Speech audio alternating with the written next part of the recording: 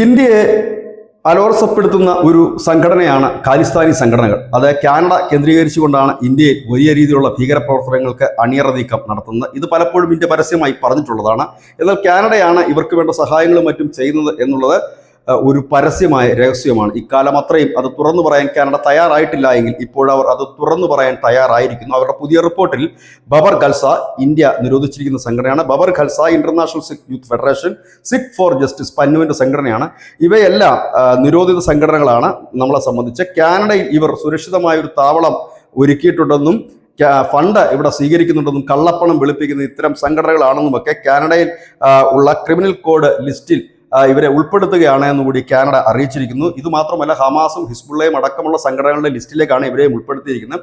ഖാലിസ്ഥാൻ സംഘടനകൾ ഇവിടെ സജീവമാണെന്നും ഇവർ വലിയ രീതിയിൽ കള്ളപ്പണം വെളുപ്പിക്കുന്നുണ്ട്, പ്രവാസികളിൽ നിന്നും ഇവിടെ വെച്ച് പണം സ്വീകരിക്കുന്നുണ്ട്, അവർ മറ്റ് ഗുണ്ടാ പ്രവർത്തനങ്ങളിലുമൊക്കെ ഏർപ്പെടുന്നുണ്ട് എന്നുകൂടി പറഞ്ഞു വെക്കുന്നു. ഇതിനു മുമ്പ് ജസ്റ്റിൻ ട്രൂഡോ ഉണ്ടായിരുന്നു. ജസ്റ്റിൻ ട്രൂഡോ ഒരിക്കലും ഇത് അംഗീകരിക്കാൻ തയ്യാറായില്ല എന്ന് മാത്രമല്ല, ഖാലിസ്ഥാൻ സംഘടനകളെ ആവോളം വളർത്തുന്നതിൽ അദ്ദേഹം ഒരു വലിയ പങ്ക് വഹിച്ചു. ഒടുവിൽ ഇന്ത്യ കാനഡ ബന്ധം തന്നെ വഷളാകുന്ന നിലയിലേക്ക് എത്തുകയും ചെയ്തു. ആ ട്രൂഡോയുടെ പിൻഗാമിയാണ് ഇപ്പോൾ അധികാരത്തിലിരിക്കുന്നത്. ഇനി എന്ത് നടപടിയാണ് അദ്ദേഹം കൈക്കൊള്ളുക എന്നറിയില്ല. ഏതായാലും ഇന്ത്യയെ സംബന്ധിച്ച് വഴി കുറച്ചുകൂടി എളുപ്പമായിരിക്കുന്നു.